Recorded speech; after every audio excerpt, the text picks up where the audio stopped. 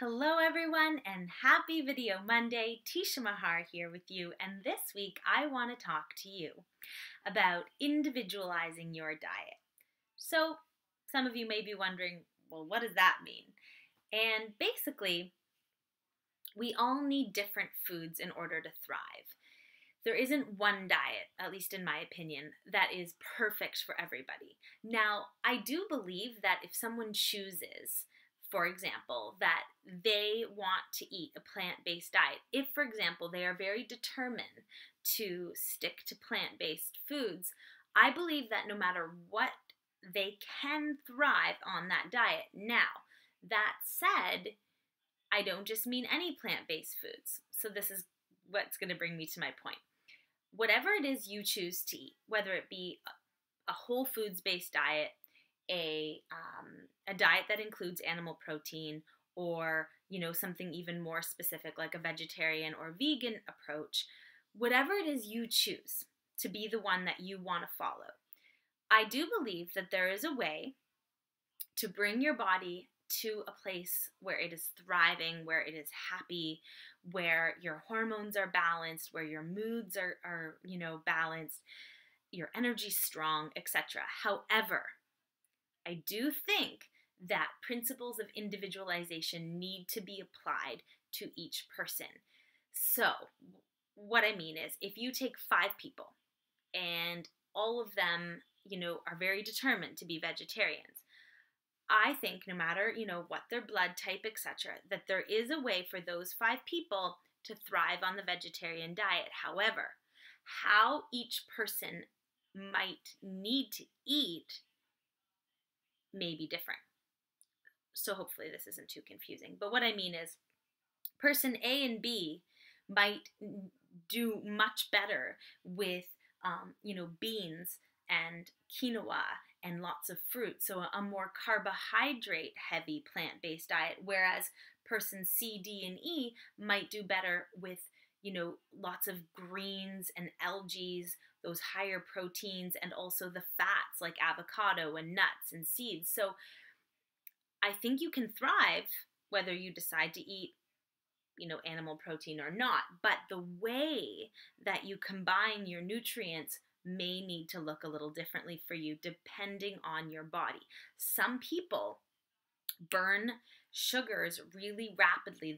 Their rate of oxidation, for example, is very fast. And as a result, eating sugary foods or more carbohydrate heavy foods might make them feel not so good. It might send their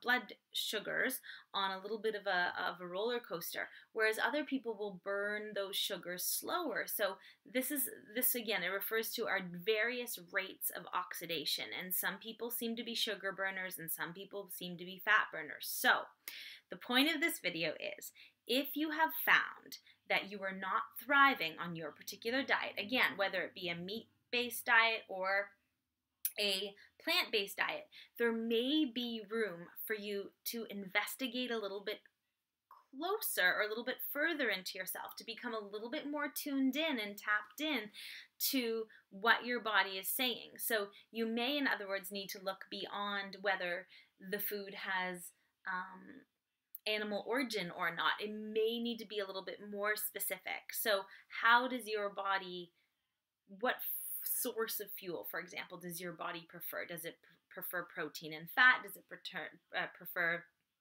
carbohydrates and sugars?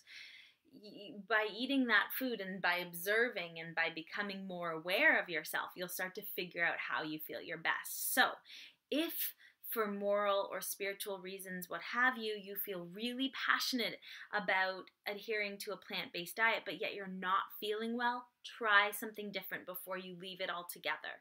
So if you're feeling low energy and if you're feeling weak, etc., and you're eating mostly fruits and vegetables, with some beans and starches, maybe try the opposite. So switch things up. Try to eat lots of vegetables and nuts and seeds and the fattier foods and see what your body says. That said, there's also that point where if you are not feeling good and you feel like you've tried everything with a plant-based approach, maybe it's time again just to try bringing some of those other foods back in, whether it be something like, eggs or fish or something like that.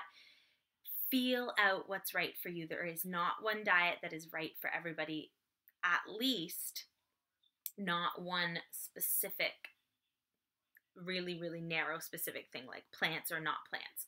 You may need to go again into a little bit more detail to get yourself to that place where you feel really vibrant. So getting yourself essentially to that place where you're not just surviving. That should never be the goal. The goal is to feel your best. And if you don't feel your best, it's time to try something different. If you feel totally lost with this, I am totally here to help you. I would love to do a consultation with you and help you figure out what nutrients are going to be best for your individual, amazing, unique self. Otherwise, just be curious. It doesn't mean you can't go back to what you were doing before, but be curious about trying something different if what you're doing isn't working. A great thing to do, and I always have my clients do this before I work with them, is keep a food journal where you wake up and you write down, what you eat for breakfast, what you've snacked on, your lunch, your dinner, and just observe the differences from day to day in your mood, in your energy levels, etc., based on the kinds of foods that you're choosing. Another thing to be really aware of is specifically how you start your day. So if you start your day every day with a meal that is predominantly sugar-based, and then you feel, all day long like you're crashing and your energy isn't good, try to switch that up. Have instead a smoothie that, has greens and protein and some good healthy fat in there, and see the difference. So again, just be curious about what might happen if you try something else. I hope this is helpful to you, as always, in one way or another. And as always, thank you for watching. And please follow me on my Facebook page, Teshia Mahar, and the Home of Living Live. As well, check out my website, teshiamahar.com, and all my other links are just below. Let me know if you have any questions here below the video, or again, through one of my social forums. Bye, guys. Talk to you soon.